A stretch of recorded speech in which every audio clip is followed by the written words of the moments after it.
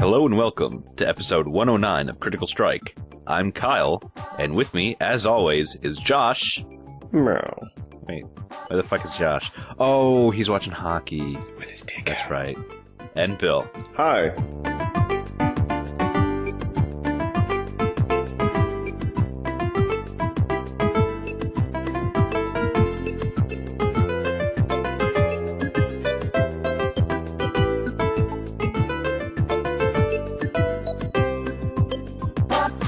No, Josh is sitting around smelling of sweet oils, trying not to masturbate because hockey's back. Hockey! Yep. You know what? The good for him, because he was kind of bummed out that the season might not have gone through. But now it is, so now he has 45 super-ass intense games to watch. Yeah. At least. I guess. There's not a lot of intense hockey games, except when they fight. It's mostly just the same thing all the time. Sorry, Josh. Oh. No, I don't think I that. think Josh is going to disown you now. No, I know. I actually really enjoy hockey. It's good stuff. I just don't care enough to watch, follow, or do anything with it. But randomly, when I go to the amateur games... If it's on the TV and the remote's out of reach, I'll lay down I there would and honestly watch it. watch it then. However, I doubt that I would ever stop on a channel that would be playing hockey. Unless there was a fight broken out. Yeah, then I would stop. But then I would move on. Like, I would be more likely to stop the channel on the Real Housewives of something before I'd probably sit around watching hockey. Get out. No, really. Just leave. There's boobs and stuff. No, really. I'm not kidding. I watch it on mute all the time. I bet you there's one on right now. I could turn it and watch boobs and stuff while you talk about things. I don't know how I feel about that. Well, probably you should feel pretty good. Kyle, did anything fun happen to you this week? I can't take Nancy to a movie. Yeah, I was going to ask you about that. I'm glad you put that in the outline. I thought that was just like a witty Twitter joke, but it turns out... No, it actually happened. Wow. It's really simple, Kyle. Like, they tell you the number of the theater, right? So, okay, here's the story. Nancy got angry at me because I went to go see The Hobbit on opening weekend. And she couldn't go because she works all the weekend, all the time. She must respect your love of Sad. Tolkien, Kyle. Yeah. So I said we'd go see it, and finally we had some time after we went to go see a house. After we went to go look at a house, the house was a fucking dump. So we went to go see it, but I had looked at the times the day before, and it was not at one of our usual theaters, but I couldn't remember it. So Nancy said, "Oh, so we're gonna go see The Hobbit at Theater D, right?" I'm like, Sure. "Yeah, that's probably the theater." That's a thing that will happen. So we drove there, and I was like, "I would like 2 tickets for The Hobbit, please." And the guy was like, "The last Hobbit showing was 3 hours ago. It's just getting out now." I'm like, "I believe you're mistaken." And then I looked up at the marquee, and I'm like, No, I was right. It was showing here. Oh, God. No. And so then I had to pick up my phone. I'm like, oh, it's actually the theater that's an hour away from here, from where we are now. And I'm a fucking idiot because I can't read and remember things. So then we're already at the theater. We're already in like a go see a movie mode. And like, well, what's the next one? What's showing at 9:30? Les Mis? Yeah, sure. Why not? Let's go see that. It's a Les Mis at 9:30. Isn't that shit like 3 hours long? Yeah. Oof. It was pretty much as long as The Hobbit. Oh, God. Give or take like 10 minutes. I enjoyed it because I like musicals, and everyone... Actually, no, the only people who could sing were Anne Hathaway and Wolverine. Yeah, isn't it funny that Wolverine's actually quite the fucking showman? Yeah, I was very impressed, and he can actually act fairly well. Yeah, he's kind of a thespian. Yeah, because the only thing that I've seen him in was as Wolverine, and that was it. No, he's kind of a talented man. Well, that's good for him. You know what he doesn't say? Things like, I like musicals.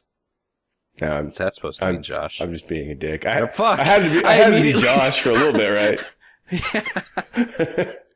Wow, that was kind of a knee-jerk reaction. I'm sorry, Bill. If it makes you feel better, I'll take my dick out and watch something involving ice while we talk. No, Les Mis is one of those things that you hear about like numerous times. Yeah, I've never seen a production. I haven't watched a movie. I haven't read the book. Like, you enjoyed it though, outside of the whole musical aspect, like the story is solid enough? Yeah, well, it's based off of the book, which is a lot of depressing things happen to fairly good people, and you feel sad about it. Yeah, it seems like something I could never get through. No offense to people that enjoy it, but I know myself, I wouldn't stick with it. And then pretty much so throughout the entire movie, I was like, I'm sorry, Nance. I'm sorry, because I don't think she enjoyed it. You know what's funny about these French people, Kyle? They got really small feet, and they're not short, because this isn't the fucking Hobbit. Oh, God. Seems like Anne Hathaway should have some sort of, beard. Oh, wait a minute. She's not a dwarf, because this isn't the fucking Hobbit, Kyle. Well, I mean, maybe, if she didn't like it, she didn't like it. Yeah, it did have one redeeming factor, because the movie had the most brutal suicide scene I have ever seen. Yeah, really? Yeah, like the Foley guy, the Foley person, the person who makes all the sound effects, probably got really bored and put all of his effort into making this one sound effect of a body plummeting to the ground, and after a guy killed himself. Wow. Yeah. You think he threw off some pigs off a building or something?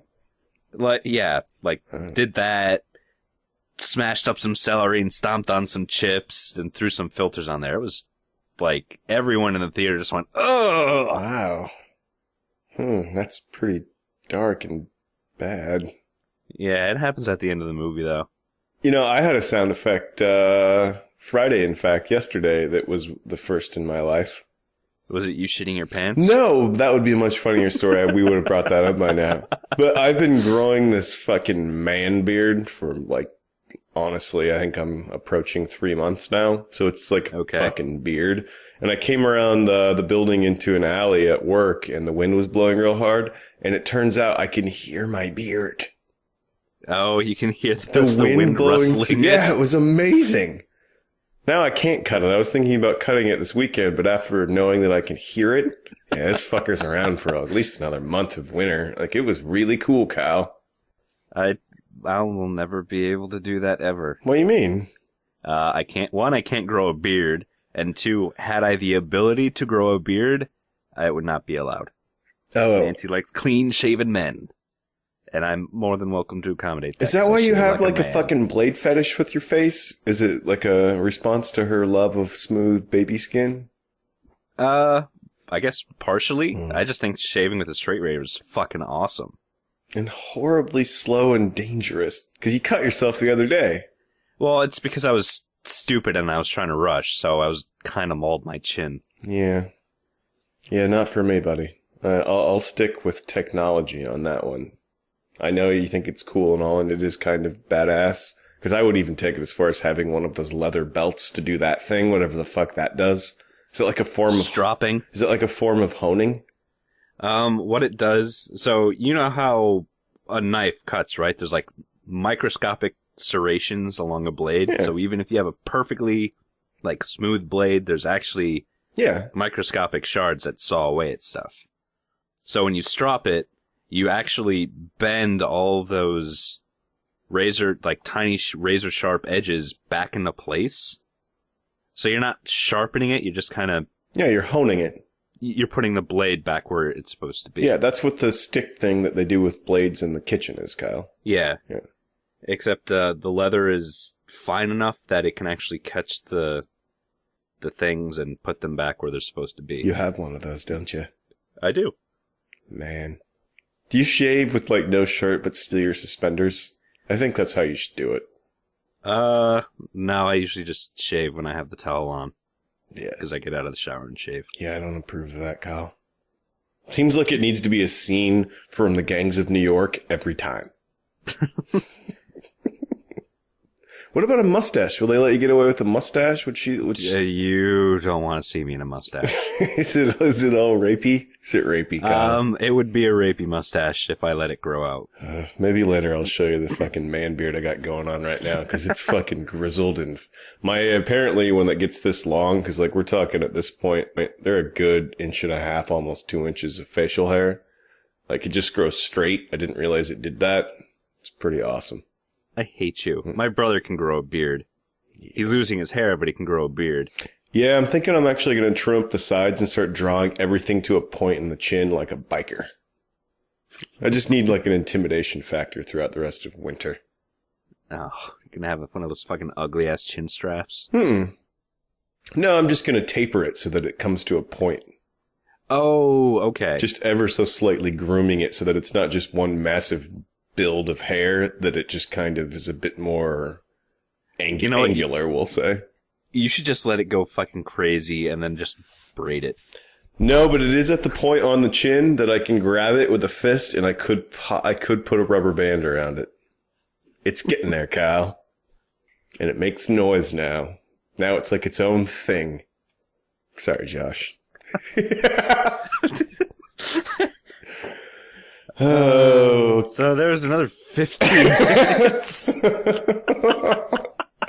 That's 35 minutes. We're supposed to talk about stuff. Yeah.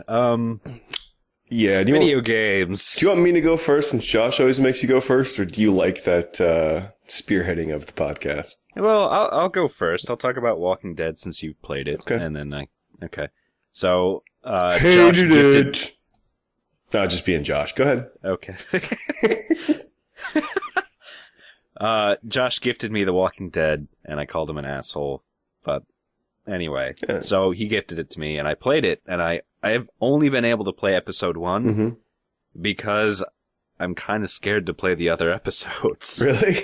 Yes. What did you think of it? Like, scared in like a way, like, could this possibly get worse? Or like, wow, this is actually not what I was expecting.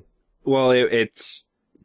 I don't want any more people to die. Oh, well, that's not going to be an option, Kyle. I know, but it was really good. It blew my mind away. How good it was. Yeah, I was shocked, dude. Like, everyone kept telling me to play it, and I'm like, it's Telltale, fuck that. It's kind of something of its own.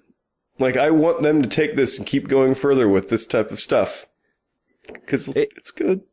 I know, just the characters. Well, okay, so the art style they went with allowed them to do a lot of subtle facial expressions in the game. Yeah. So you could see, when I forgot his name. Lee was like, oh, I'm scared, and now I'm happy, and I'm pensive. Now I'm angry. Yeah. The thing to consider, if you enjoyed the first one, it gets much, much better. Like, the first one is to me, like, it sets the stage, and there's some weak points later on, but, like, it gets really good. Really, really good. And the story is pretty solid, and, like, you don't quite understand yet, but the little girl, she's really what the story is about. And she kind of acts as, like, your moral compass. The compass. I had figured that. Yeah. Because you feel bad, like, I don't want to upset Clem. Like, it's just this fictional thing. Yeah, exactly. But you don't want to upset her, because she's really nice, and she's a cute little kid. I'm not going to tell you your parents' stuff. I think the game actually reinforces that by doing the quick action conversations. Mm-hmm. So it's like, oh, fuck, I don't want to upset the girls, so it reinforces that you're not going to go, your parents are dead. Forget about them. And you're like, no, they might come back, so we'll keep this walkie-talkie. We'll see, Clem. They'll meet us. I mean, you made it, right? Yeah. Yeah, I mean, there's things that are to be desired in the actual gameplay, quote unquote, of it with, but it's not about any of that. It's more about just taking in the story. And I'm still just shocked how much I enjoyed it. Like, that was my game of the year last year. I loved it. Yeah, I wish I'd played it earlier. I would have probably made mine. But I have to ask you a question. Who did you choose? In terms of the two life choices you had to make. Which one was that? It's been a while since I played the first chapter. Man. So the first one was on the farm where you had to choose between the farmer's son or duck. I went with the kid. I also went with the kid. Well, the way, I like those dystopian futures and post-apocalyptic stuff. So, like, in my mind, like, it's just kind of predefined that always the children are now the only valuable possession. Like, everything evolves around keeping them safe because they're the future. Oh, I didn't think that at all. I went, farm's compromised. Let's save the kid because the father has a boat. Yeah. I didn't think of it that much. I think it's just knee-jerk for me. Like, I default to the kids always. Oh, I went cold and survivalist. I think it's in the second chapter, and it's technically a spoiler, but it's nothing of consequence. But one of the things that'll be fun to see how you deal with things is you acquire a small amount of food because everyone's starving at some point, and you have to go around deciding who gets that. And it's a video game, and you're like, who gives a shit really? But at the same time, like, you put actual thought into it. And not very often in the video games that we played do I ever put proper thought into how I want this to play out. And it's really great. Just really great stuff. I'm glad that you're playing it. Did you let the woman live or the guy with Asperger's live? Lady with a gun or the TV repairman? No, I saved her. Yeah, I also saved her. Mainly because she had a gun and knew how to shoot it. That was my exact logic on it. I mean, that was for me, like, that's where the whole Telltale kind of really stuck its head out when you're in that little pharmacy and whatnot. But there's not a whole lot of those scenarios that kind of get away from them a little bit. Where you're just... I actually enjoy that. It's like, I've got to figure out how to do this. I didn't hate it, but there's not as much of that as you go forward. Okay. And there's not, like, I was kind of like, isn't the first chapter where there's, like, kind of a stealth mission, I guess we can say?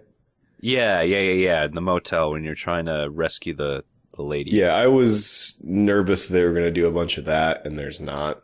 Like, they kind of keep things fresh throughout. I'm anxious for you to get through it because it gets much, much better. And if you thought those choices were hard, those are nothing. I know. That's exactly why I'm like, I don't want to do this again. Yeah, I wish Josh would have played it a little bit more because I think somewhere in there is stuff that he could have enjoyed. Because I think it would have been one of those games that Josh found himself liking by surprise.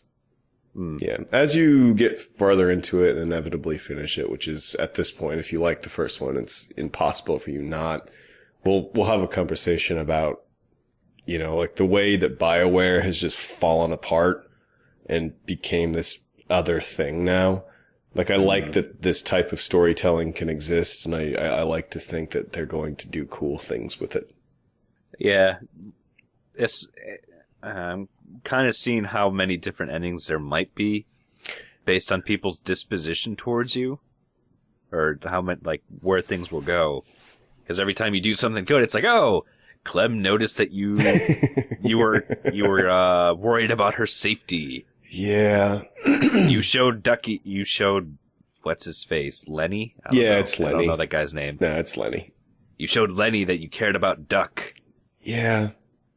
Like, it bloats out towards the middle and then it fine-tunes towards the end where, like, the endings, that was one of the, if there is a criticism that there wasn't, like, vastly different endings, but, they didn't probably have the budget for that, but a lot of those things do come into play, like what you did here and what you've done, and it'll be interesting to see the choices that you make and whatnot. Yeah. Glad you like it. Because it would have been difficult on this show if both of you hated it. I made it to 0.4 hours, and it's terrible. Yeah. I don't see how Josh could immediately hate it. There was 0.4 hours is what? 25 minutes? Well, like the way 23 minutes? in my mind, the way you were just getting out of the cop car. Yeah, that's what I was going to say. Like, I don't think he actually got away from like the cop scene, which is where the game doesn't even start until then. So like, I think he was just like, I don't like cops. Fuck this. Black guy. I'm out.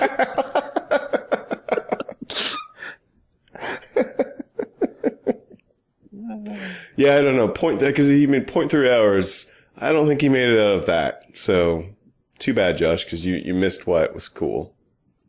Yeah. I look forward to you getting through that. It's a good time. I'm still super reluctant to play it. No, don't be. Because, like, it was, because Frona didn't see the first chapter. Like, that's the only, or the first episode. But she came down, like, within, like, 20 minutes of the second one started. And then she sat and watched me play the rest of the game on different nights, like a movie. And there's points where, like, we found ourselves yelling, like, she's like, why did you do that? I'm like, I don't fucking know.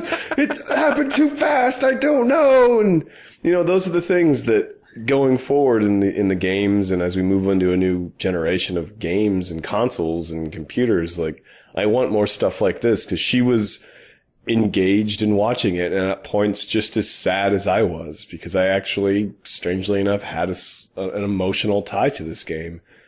And it's weird. I mean, that happens in movies in 2 hours, so like when you play something like this for a while, you get kind of involved. Yeah, is each episode about like an hour and a half, 2 hours? Yeah. Okay. There's one in there that seems a little bit longer than the others, but for the most part, like, we would sit down at, 7:30, 8 o'clock, and then play through it, and she would just sit in the office chair on the couch upstairs and just kind of watch. Because the bonus is there's not a lot of that, point and click shit, so, like, the first chapter there was more of that, and so that's not as fun to watch, but throughout the rest of it there's not as much, and, you can kind of just watch it almost like a TV show. It's good stuff. Good stuff. I like how at the end of each chapter, it tells you how many people made which decision. Yes. I thought that was really cool. Yes. For the most part, the numbers are probably 60-40, but there's a couple random ones where I found myself in the deep minority. And that's probably my favorite part about it, is knowing that, wow, I made the choice that others wouldn't. You guys are pussies. Yeah, I don't know. It's good stuff. I like that story a whole lot better than the TV show. I'll tell you that. Yeah, well, the comic was good, and then it fell apart, like, within the second trade, or the third trade. I made it to... They're at the prison. Yep, that's right where it tanks. Yeah, I just, like, for some reason right there, I just kind of... all of the interest I had in it just bled away. I don't really care what happened at all. Like, things got a little odd. Like, there's the guy that's not in the show that ends up killing, like, some people in the prison. And that was kind of interesting. But after that, I just lost complete interest. Yep. David said the same thing. Like, it just goes to hell after that as well. So you're not missing anything. Yeah, I'd stopped reading it. I'm like, all the cool parts of this being a zombie comic just went out the fucking window. Yeah. Bah. Well, I'm glad you're liking the game. Stick with it, Yep. Play it, don't worry about it, and you're in for a pretty good ride, because, most people last year that played it, there's very few that didn't really enjoy the time they spent with it. And that's sad. Josh, you're a sad person.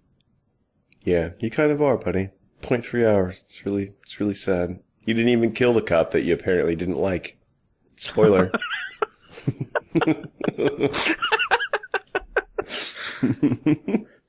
Oh wait, no, he doesn't like Lee because he's black. Oh, that's right, the racist thing.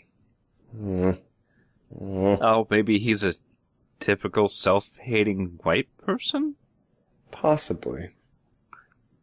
Maybe his uncle was a cop that was killed by a guy in Atlanta. That always happens. Yes. Either way. Yeah. The other game that I've been playing frequently, aside from Skyrim, is Spec Ops: The Line.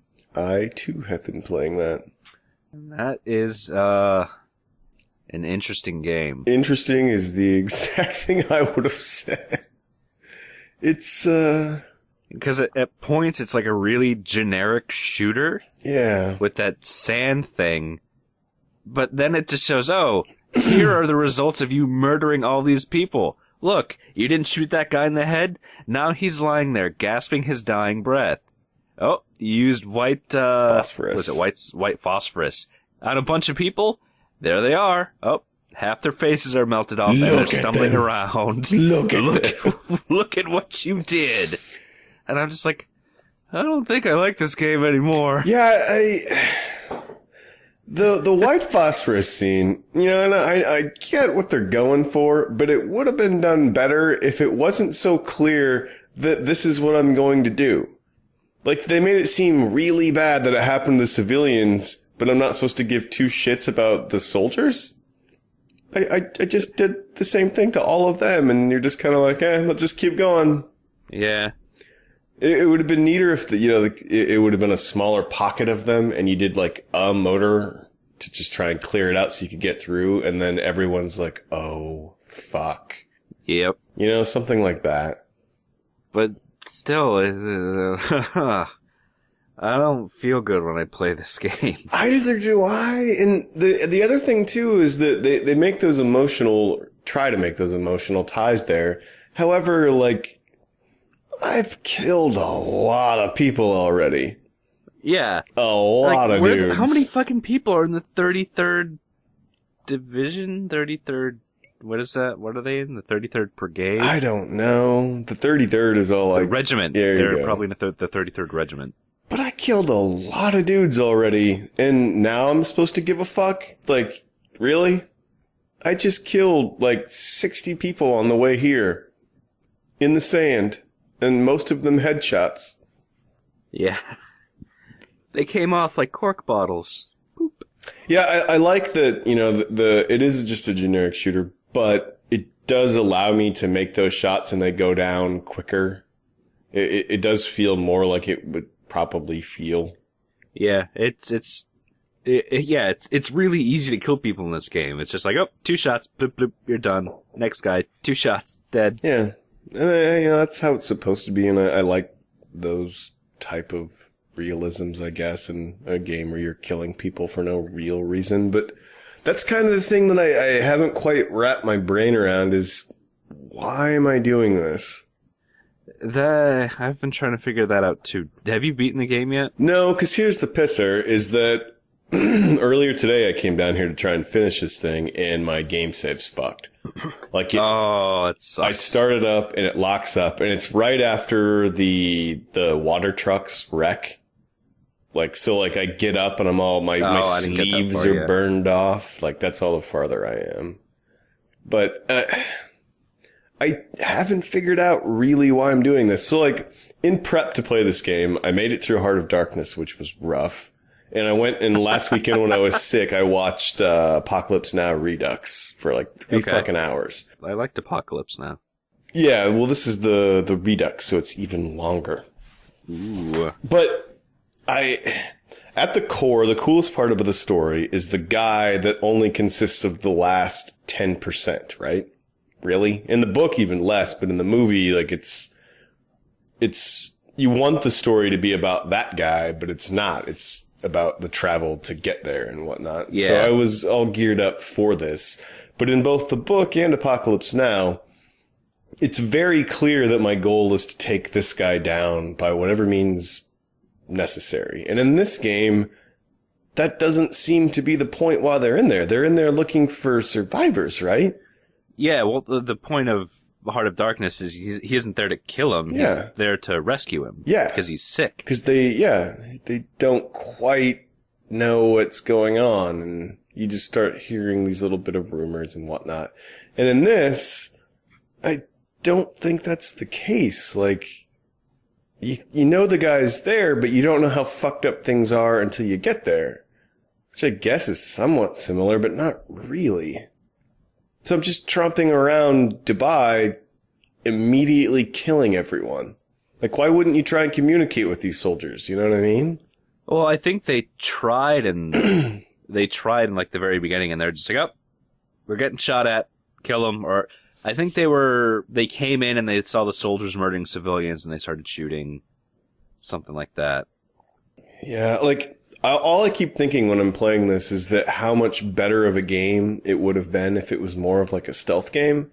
And I don't necessarily mean hiding everywhere and doing, Splinter Cell kills. I just mean making as little noise as possible, like an actual Spec Ops mission. Yes, like sneaking around things, not killing 60 people every half an hour, like really just, because it's a big place, and don't funnel me down these kill boxes, just like let me kind of experience and learn the scenario by just being a ghost. It would have just been a better game, I think. And you could have seen, then you could have had those situations where you see civilians being mistreated, but you can't do anything or help them because you're not quite in a position to do so yet.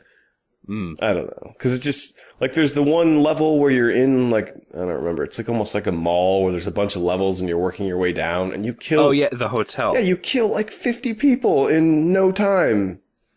Like, there should be soldiers everywhere if I'm killing this many people. I don't know. I don't dislike it. Do you dislike it necessarily? I don't dislike it. It just makes me feel uncomfortable. Yeah. They did do... Which I think is the point. Yeah, but I don't think for the right reasons.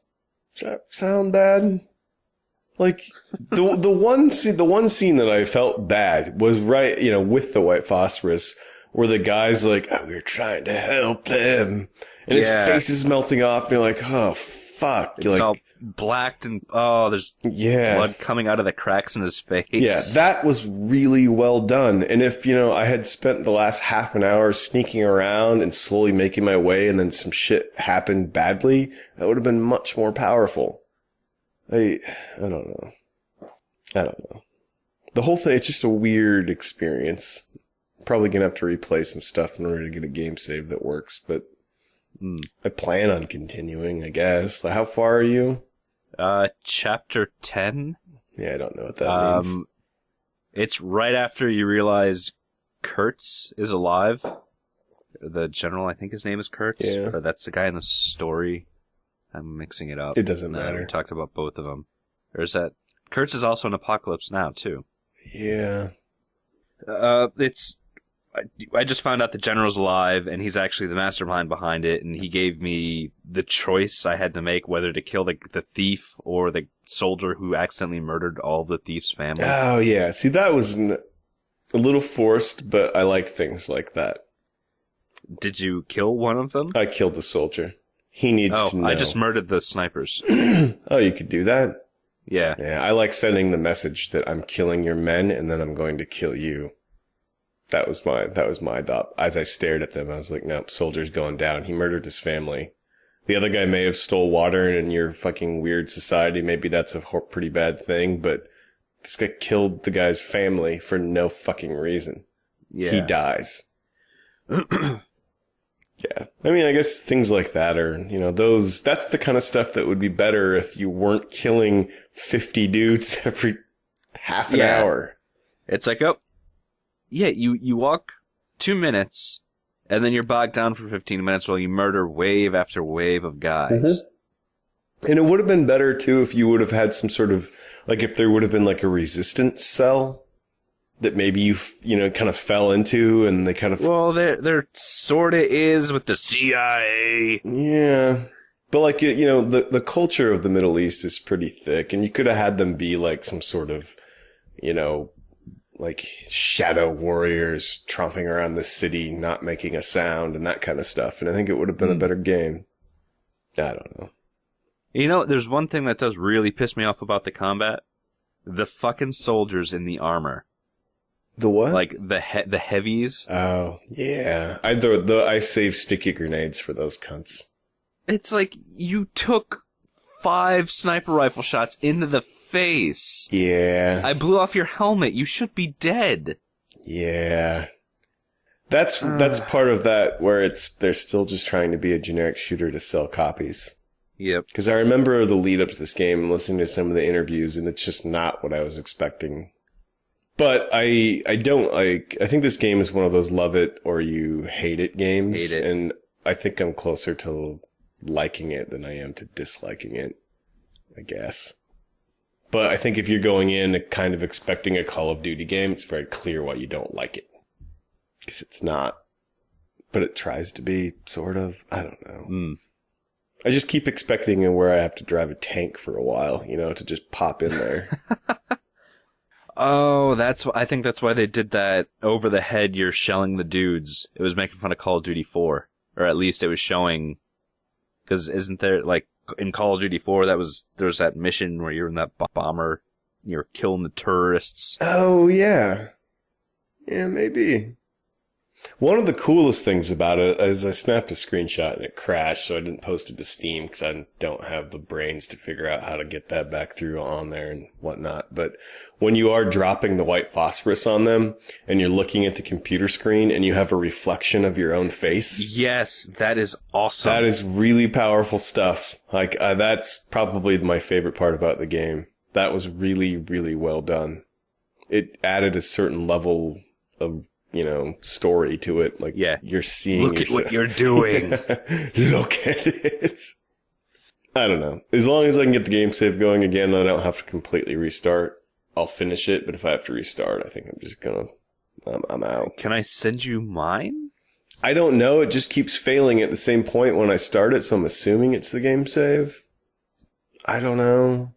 Did you check your Steam blah, blah, blah, blah, blah, blah, blah? I don't know.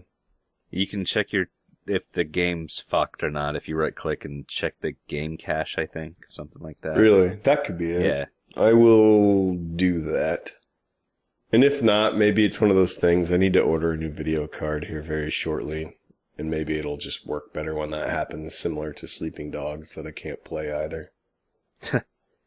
Yeah, you right click on it, you go down to properties, you go to local files, and you verify the integrity of the game cache. I will do that. Maybe that'll fix it. That would be great. Because I did a restart and it failed in the same place twice, so we'll see. I hope so, because I do kind of want to finish it at this point. Because the book and the movie, the book's ending's different than the movie ending, and I kind of want to see what they do exactly. Yeah, well, because the book is here's how I got this awesome position. My predecessor died in a terrible way.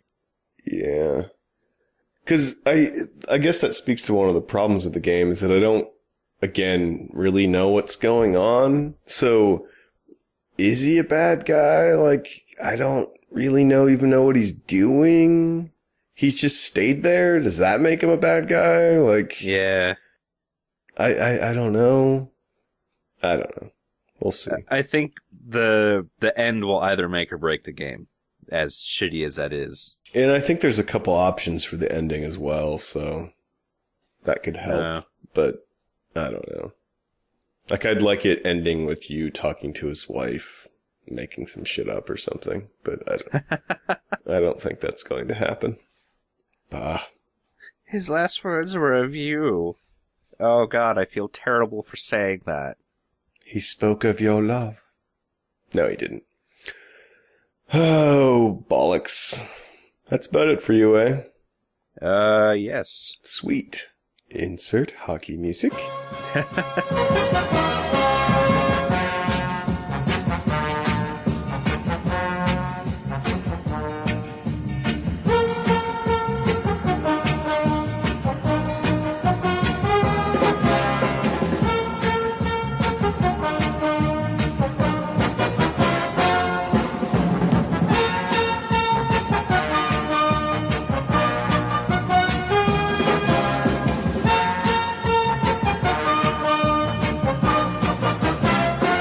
Play the brass bonanza. Play the brass bonanza. Oh, man. Yeah, well, we obviously hit on Spec Ops. The other thing I did is I played and finished Mark of the Ninja. Yes. Did you give many people peasant deaths? Everyone that I could give a peasant's death to, I killed with a peasant's death. Isn't that the not point of the game? It's the exact opposite of what I'm supposed to be doing. Like, I kept taking screenshots of the level recap, because all of them, like, at any given level, it was 95% of the guys shown were all big red X's because I killed them all. It's just more fun. Yeah, like I don't want to. Like it was fun to sneak around and then kill them. I didn't want to sneak around and just leave them. It's way more fun to kill them. Because like when you go up and like actually attack the guy and he knows that you're there and you knock him down, you give him a peasant's death where he's screaming and you just stab him in the stomach. And yeah, that's like the best part of the game. And you get little points for giving him a peasant's death that he deserves. Because he's a peasant. You are a fucking screenshot fiend. I always take tons of screenshots, man. It's one of the better things about being on the PC. Like, I'm just conditioned to hit F12 when I'm doing shit or when the screen looks cool. Like, I just do it. Don't know.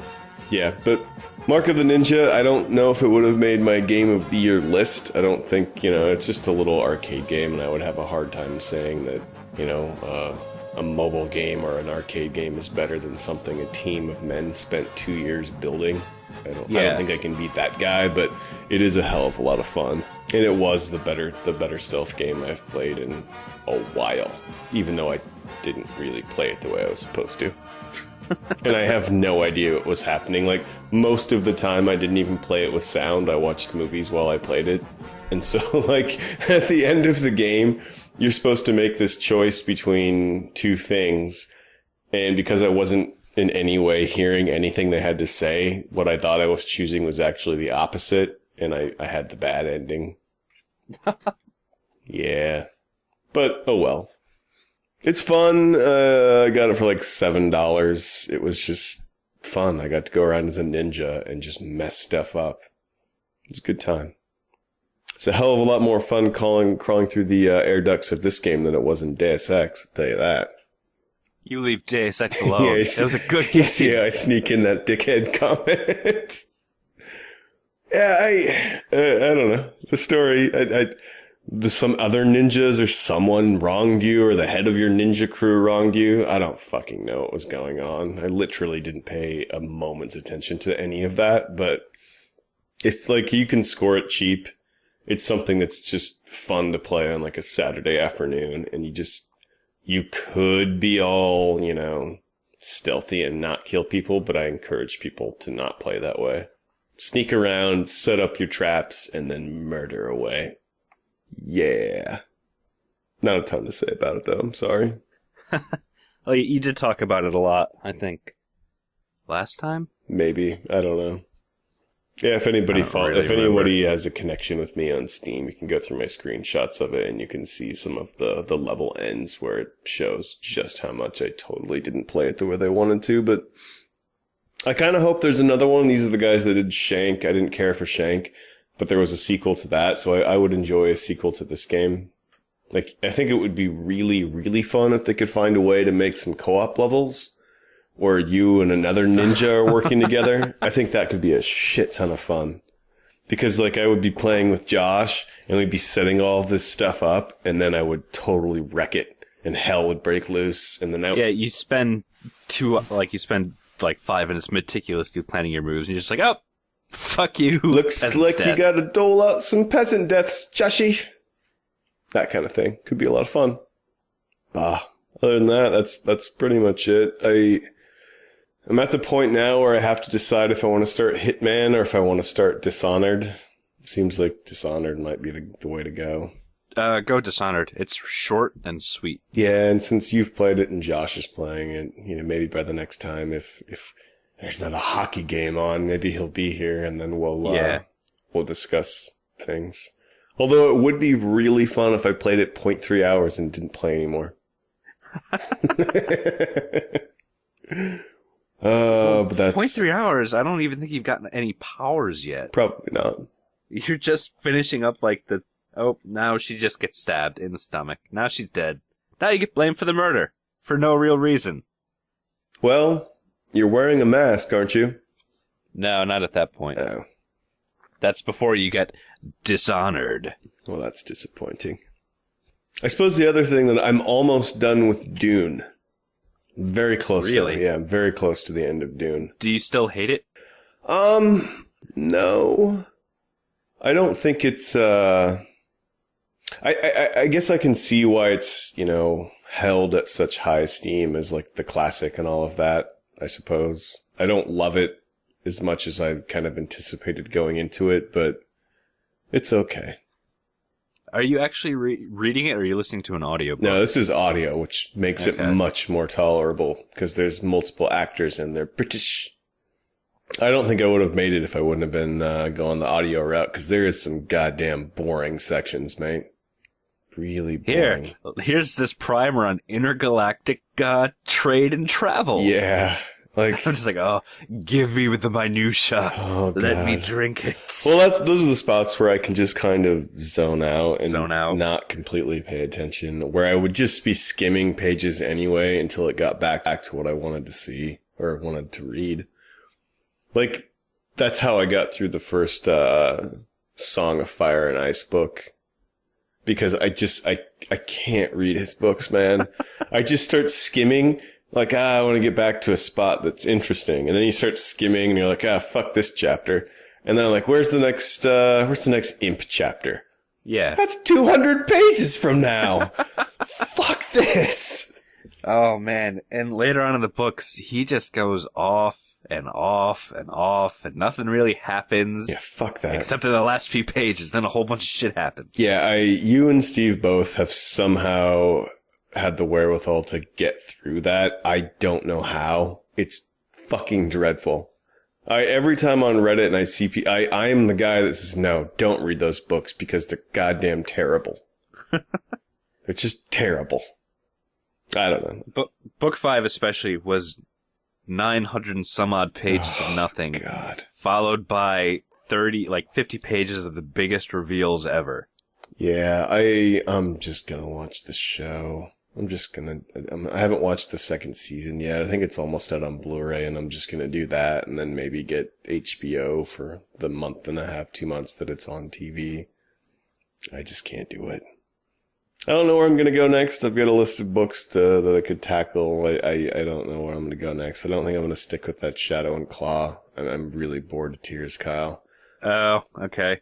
Did you, I'm going to try and finish the first book, even though it's 1 and 2 together. Oh, man. Nothing happens in the first book. God. Nothing. Well, the worst is that, like, he starts telling a story that I'm slightly starting to finally get some interest in, and then he just, like, trails off into nothing to do with nothing, and then just never goes back.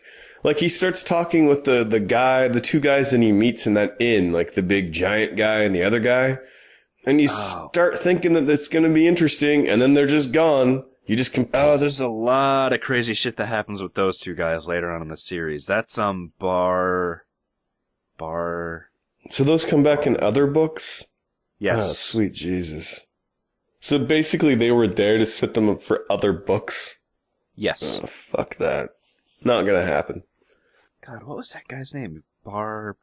I don't remember. That's those tidbits where I start catching an interest, where he's starting to tell kind of the story that I want to read, and then it just goes back to just dribble, and you're just talking about nothing. Yeah, oh god. From what I remember, like in the later books, he does he writes about slight hints and stuff that reveals things about characters in like the first book that make you go, oh, what? Fuck, really? Fuck? Jesus. Yeah. It like I can't. I literally don't care in the goddamn slightest. Just wait until he has another person living inside of his head because he drank her brain water. Is that in the first book or the second? See, I can't remember. That's somewhat interesting. I like things like that. I'll probably just end up on the fourth book of the Dresden Files. I don't care how shitty Pulp Fiction it is. I find them to be entertaining and enjoyable. They are popcorn books, and they are delicious. Yes, that is exactly what they are. But I just, for some reason, find them to be very entertaining. They're just rubbish, but I love them. They're very entertaining. Book 5 isn't that great. Flesh Masks. 5 is the one you don't like the most, right? Actually, no. The second most recent book I disliked the most, Ghost Story. Okay. Because it was just It was a book to set up the newest book that didn't need to be written. Well, I can power through that. I'll give him that when I'm making my way through 15 of them. Happens. 14. There's only 14 out. 15 comes out possibly this year. Whatevs. Yeah, I don't know. I'll either end up there or I'll find something else. I don't know. We'll see. Other than that, I probably should get out of here. Josh has some interesting editing to do. Oh, no, we've got questions. Oh, yeah. Sorry, Josh. We have another half hour to after this podcast. He hates us so much. That's what you get for having your dick out with the ice and the sockers. Okay. Do you want to read them, or would you like me to do it? I guess we could switch on and off. I'll read Keith's, because he, I guess, prefers me to read them. Well, you are the brainierist. Brainierist. Keith asks, obviously, Nacero, Josh, is the heart and soul of Critical Strike. So my question is, how sad are Billy and Kyle when Josh isn't on? I'm going to go ahead and guess the initial 20 minutes of no show and just making fun of Josh. It's a pretty good indication of how sad we are that he's not here. Yeah. Wait, the first 20... Dude, we spent 40 minutes talking about nothing because Josh wasn't here to guide us. So a little bit sad because we do like Josh. Yeah, But the jokes are fun when he's not here. It's fun because he's not here to defend himself. Oh man, this is how you guys must feel when I'm not on a podcast. And you're just like, oh, Kyle's a faggot. No, because Josh keeps things on track. I don't get to have as much fun at your expense. It's different. Josh is the only one. His absence is the only way we get to have proper insulting fun. Yeah. Yeah. So not very is the answer, but kind of. Yeah. I am sad that Josh is not here. Because it's weird without Josh. It's like I'm cheating on him. Yeah. With his best friend. And roommate. Yeah. It's awkward. Yeah. Okay. David's got a few. I'll read them and then we'll go. Best right. Skyrim mods, ? Thoughts on the Hobbit movie, ? Which cartoon character would you most like to have sex with? So Skyrim mods for me, and I'm going to give a proper answer, which is the one that drastically decreases the amount of stamina you use, as well as drastically increases how quickly it regenerates, so that you can run for a long distance and do cool attacks without all the penalties. That's easily my favorite one. So you just like the Skyrim mods that let you cheat? It's not so much cheating. It's kind of the thing like I always... like you play these war games, you play these warrior dragon battler games. This bastard would be able to run longer than 20 seconds. He would be able to do these moves more than twice. Like, you're just gimping me. I shouldn't have to level that up. He's a fucking dragon warrior. Pretty sure the guy can run for a while. I think it's just putting the guy at the proper physical abilities that he should have. It's not cheating. It's making it the way it should have been. Second to that is really the dungeon noises. It's the dungeon noises. Increasing the world, like, sounds and the dungeon noises. That was really valuable to me. It made things much, much more involved and scary. Those are my two faves. Yeah. Mine are pretty much anything that has enhancement in front of it. So all of all of the town enhancements, I have all those loaded. Like anything that enhances anything in the way it looks, I put on there. Yeah. I've changed the HUD. I've changed, I added the extra sounds. So now there's just all of this stuff and it looks good. Yeah. Increasing vegetation, trees. It does make for a better game. I'm debating on playing around with the mod that kind of gives it the Morrowind stats and how your characters develop. Really? Yep. No, I never really played Morrowind. A guy in my office lost hours of his life to that game. And I've probably put 700 hours into that game. The thing that he liked the most is that when you go through these long dungeons, it paid off. There was something cool in there, or you would just see this little glimmer of something over by this tree, and it happened to be a cave or this or something cool. Like, they seem to have lost that in the modern games. Oblivion to this, to Fallout, like, that's not part of it anymore. Well, especially the leap from Oblivion to Skyrim. Skyrim, I like it. I like playing Skyrim, but in terms of what the Elder Scroll series used to be, it's milk toast. It's appealing to everybody. You don't have your specialized stats, and you can't carefully plan your character because each race has their inherent flaws and their specialties. Mm-hmm. You can't say, okay, my character's good at these skills, so I'll only level up if I use these skills because that's who my character is. I see. There is, for me, a dramatic lack of loot, too. I don't want it to be a Diablo game, but at the same time, the last 30 hours, I've found no piece of armor or weaponry even worth picking up. Yeah. I mean, in such a deep game like this, like, shouldn't there be all kinds of shit and your characters look individualized and interesting? Like, that's my biggest complaint in Oblivion and this. It's just that, where's all the stuff? I want that cool stuff, Kyle. And you know what? Here is my biggest problem with Skyrim. Well, two biggest. One are the objective markers, which drive me crazy. Okay. Where it just it's like, oh, go here, and just follow this arrow until you get your cookie. I don't necessarily. I think that if you could have a vague point of reference on the map, that type of thing would be better. But when you're in the dungeon, I'll agree with you. In Morrowind, it was just like, okay, here's your journal entry that kind of gives you the clues of where you have to go. It's like, okay, north as the crow flies, so it's directly north. There's a cave somewhere near, like, 3 rocks that look like a set of teeth. All right, let's go north until we find that thing. Oh, cool. And when you go in there, it's not filled with Draugr, because that's all the enemies you fight in Skyrim in a dungeon are Draugr. Yeah, I'll give you that one, too. Or Draugr. Whatever. Draugr. I just call them goblins. I got tired of their name. I told you, like, with books and games, I just replace names with what I think they should be. I don't care. It's just, sometimes that's stupid. I'm calling them this. And those are goblins, Kyle. Yep. I think your third complaint would also be that Nancy's better at it than you are. Well, she spec'd her character to where she can match her buttons and everything will die. Where I was like, ooh, I'll be the caster!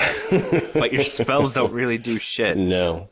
And I'm like, well, I've already sunk all of these points into making me an awesome spellcaster, so I guess I'll start archery. That was, I guess, another complaint that I had with those. Yeah, it did seem like, so say you start with the generic fire spell. Shouldn't there be like 10 levels of that gets way more badass instead of just the same fucking thing? Like, that's some of the mods I put in, which were just hardcore spells that in some ways break the game, but that's kind of where I should be at this point of playing for 90 hours. Yeah, in Morrowind, you can create your own spells, so you can make just this death ball that obliterates everything using the game, and it was awesome.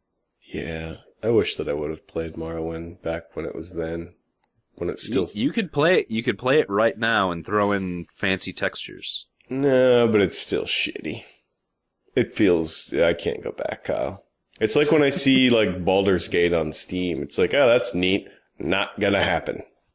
What? Don't you like playing D&D? I've never played that game, and after I watched a quick look on Giant Bomb, there's no way I can play that game now. Oh, it's because they're fucking playing 4th edition. Whatevs. The Hobbit movie I have not seen because I'm an asshole and I'm still pissy about it. You, on the other hand, have, as well as David, and you both kind of aren't assholes, agree. So...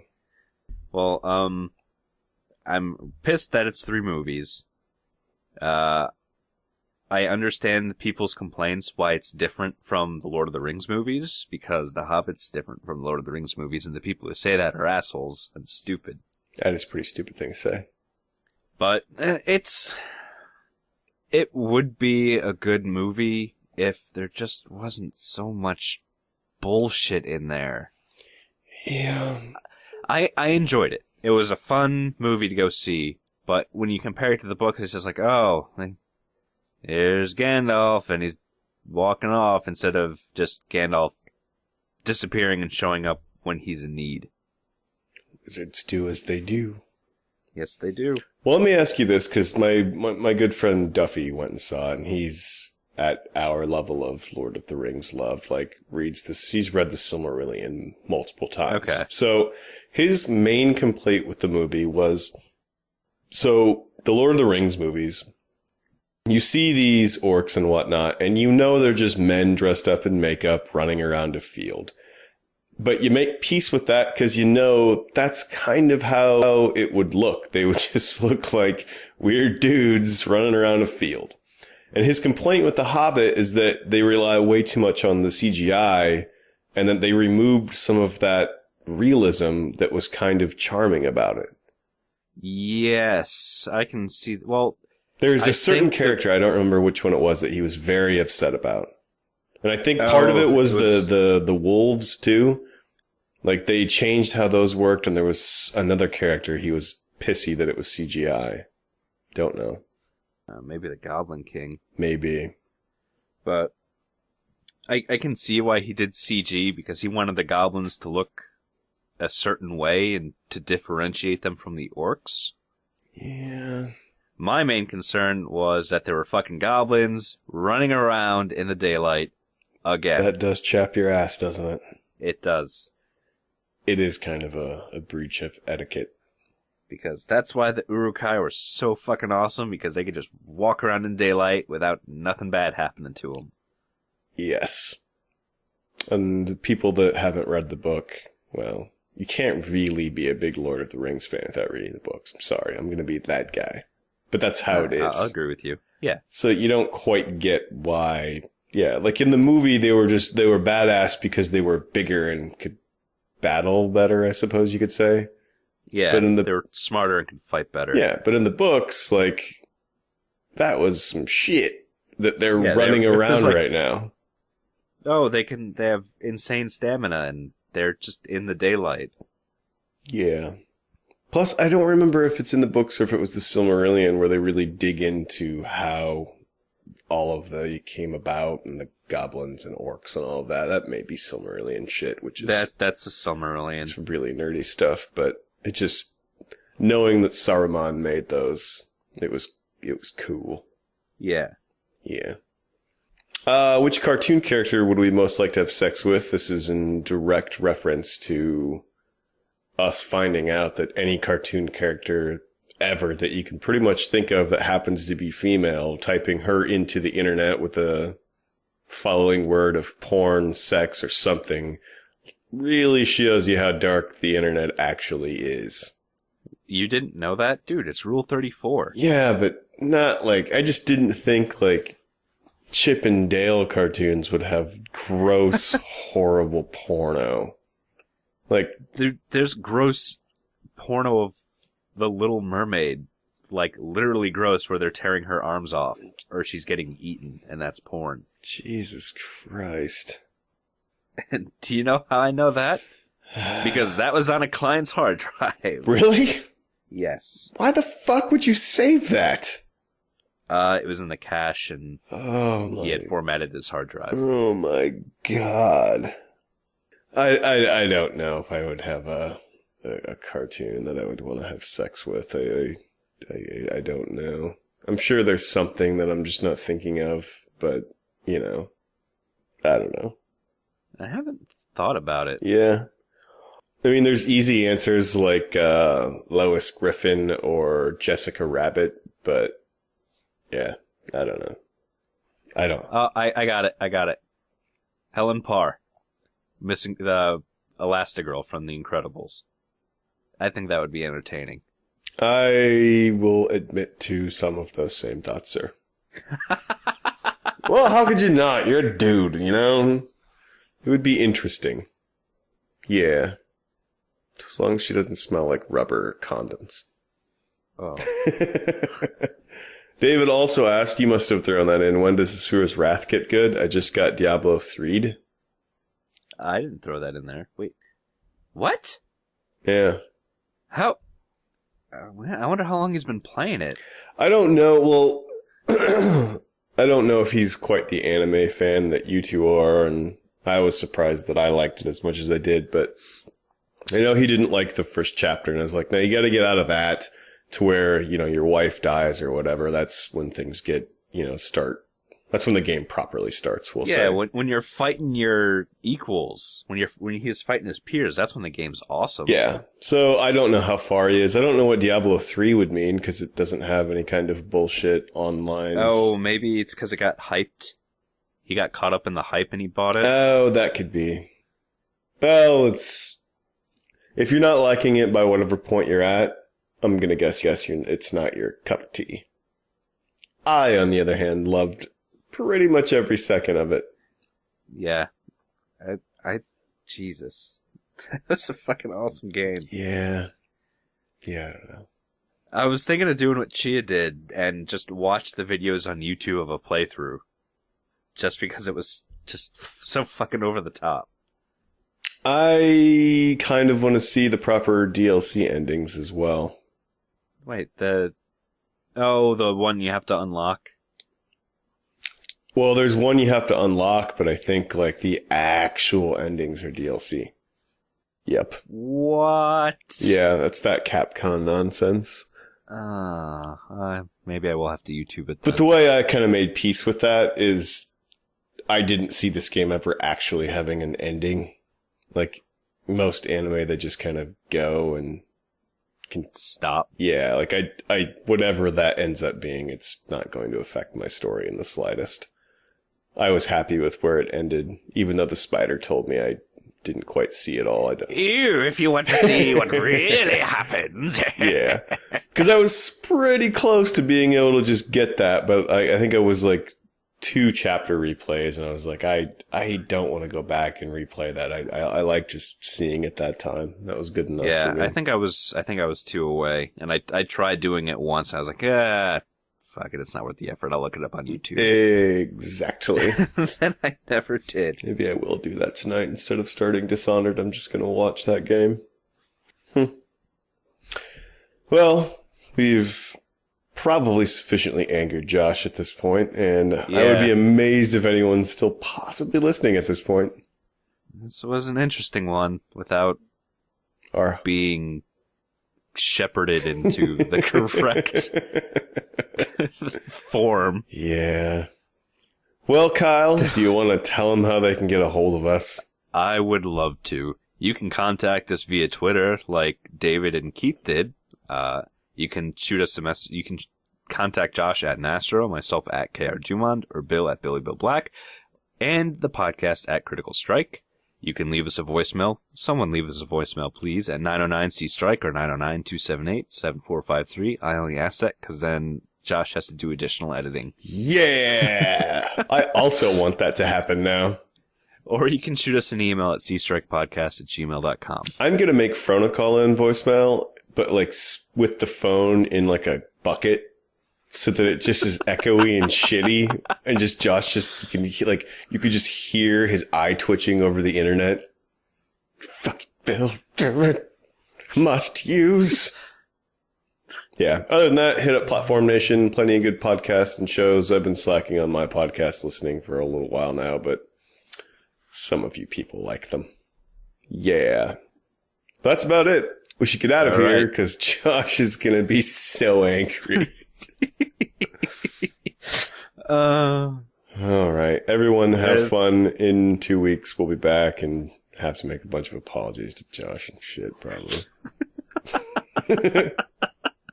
Later. All right. Goodbye.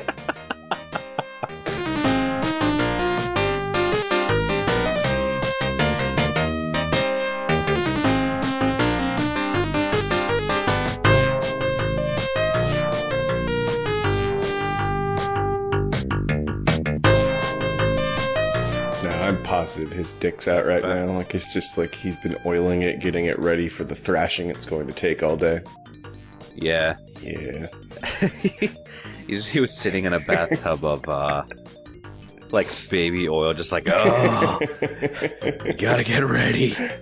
Gotta get ready. Tied on his little Kent skates to his balls and sets him on some ice. Come on, boys. We're going for a ride.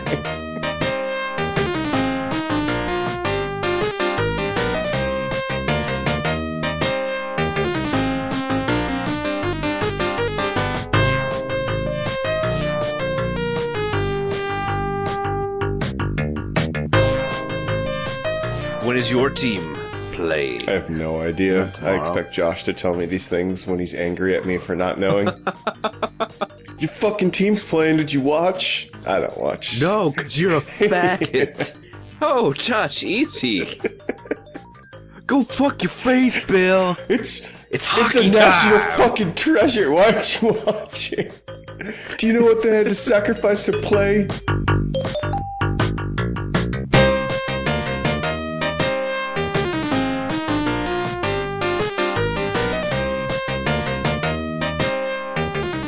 Bruin starts scratching on the door. Wow. God damn it, Bruin. God damn it, Kenny, this is I'm my getting my bad. hockey face on. I'm getting my hockey face on. Oh, man. I bet you it is like the scene in Silence of the Lambs, but instead of like female makeup, it's just like painting big black and yellow lines. But it's very sexual and I'd play me. Oh. Yeah, that's what you get for not showing up, Josh. I'm just sitting here looking at your little fucking robot porno avatar tearing into you.